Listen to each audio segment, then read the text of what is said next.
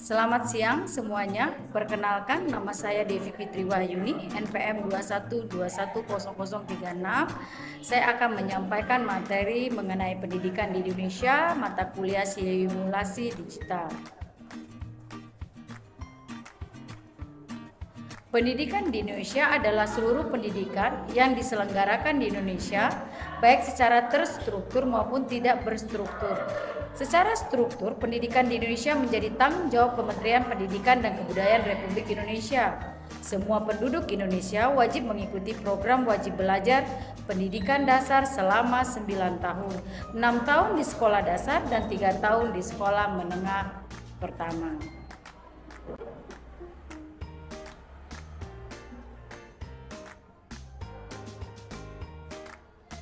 Pendidikan di Indonesia terbagi atas 3. Yang pertama yaitu pendidikan formal, merupakan pendidikan di sekolah yang diperoleh secara teratur, sistematis, bertingkat atau berjenjang dengan mengikuti syarat-syarat yang jelas.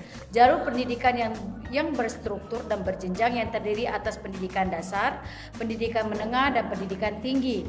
Tujuan diselenggarakannya pendidikan formal adalah sebagai berikut: membantu lingkungan keluarga untuk mendidik dan mengajar, memperbaiki, memperluas pengetahuan dan tingkah laku peserta didik di bawah dari keluarga, membantu mengembangkan bakat.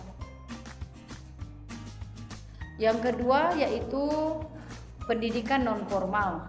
Pendidikan non formal adalah pendidikan yang dilaksanakan secara terencana, sistematis, fleksibel, integral, dan berlangsung di luar sistem pendidikan formal atau sekolah. Satuan pendidikan non formal terdiri atas lembaga kursus, lembaga pelatihan, kelompok belajar, pusat kegiatan belajar masyarakat, dan majelis taklim serta lembaga sejenis. Pendidikan non formal berfungsi mengembangkan potensi peserta didik dengan penekanan pada penguasaan pengetahuan dan keterampilan fungsional serta pengembangan sikap dan kepribadian profesional. Pendidikan non formal berfungsi sebagai penambah pendidikan formal, artinya pengetahuan dan keterampilan yang didapatkan dari pendidikan formal belum cukup memadai. Peserta didik bisa menambah ilmunya lewat pendidikan non formal, contohnya melalui les privat, lembaga kursus, dan bimbingan belajar. Yang ketiga yaitu pendidikan informal. Pendidikan informal adalah metode pendidikan yang berasal dari keluarga dan lingkungan tertentu pada kegiatan belajar individu yang dilaksanakan dengan sikap yang bertanggung jawab. Pendidikan informal merupakan pendidikan yang diperoleh seorang melalui pengalaman sehari-hari secara sadar atau tidak sadar. Pendidikan informal didapatkan sejak lahir sampai menutup usia di dalam keluarga atau pergaulan sehari-hari. Pendidikan informal meliputi pendidikan secara langsung dan berkaitan dengan pribadi anak-anak dengan pergaulan lingkungan. Menurut Undang-Undang Sistem Pendidikan Nasional, pendidikan informal merupakan jalur pendidikan keluarga dan lingkungan. Sedangkan menurut Murdilan, seorang pengamat pendidikan, dikatakan bahwa pusat pendidikan adalah di dalam rumah dengan ibu dan ayah sebagai pendidik. Ciri-ciri pendidikan informal di antaranya adalah pendidikan yang dilakukan dalam lingkungan keluarga, tidak ada persyaratan khusus yang berlaku dalam pendidikan informal. Anda tidak perlu mengikuti ujian yang diselenggarakan karena dalam pendidikan informal tidak ada hal pasti yang dapat diujikan. Dalam pendidikan informal tidak berlaku kurikulum dan tidak ada jenjang pendidikan atau tingkatan dalam pendidikan. Pendidikan informal dilakukan tanpa adanya batas waktu dan ruang, dan guru dalam pendidikan informal adalah orang tua sendiri. Ciri-ciri pendidikan informal diantaranya adalah pendidikan dilakukan dalam keluarga, tidak ada persyaratan berlaku dalam pendidikan informal. Pendidikan informal dilakukan tanpa adanya batasan waktu dan ruang, dan guru pendidikan informal adalah orang tua sendiri.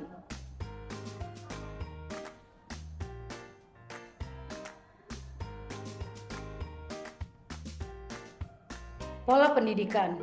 Pendidikan yang diterima anak dalam keluarga bila didefinisikan terdapat 3 pola, yaitu pola pendidikan demokratis, pola pendidikan permisif, dan pola pendidikan otoriter.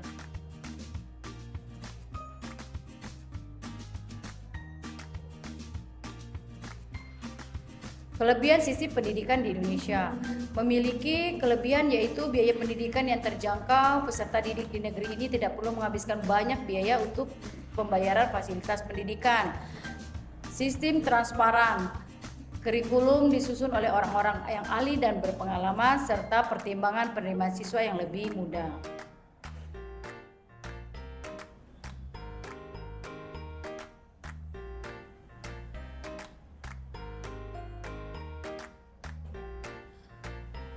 Di Indonesia diatur tentang sistem pendidikan nasional, yaitu dalam Undang-Undang Nomor 20 Tahun 2003, yaitu pendidikan diselenggarakan secara demokratis dan berkeadilan serta tidak diskriminatif dengan menjunjung tinggi hak asasi manusia, nilai keagamaan, nilai kultural dan kemajemukan bangsa. Pendidikan diselenggarakan sebagai satu kesatuan yang sistematik dengan sistem terbuka dan multimakna. Demikianlah penyampaian materi dari saya. Terima kasih.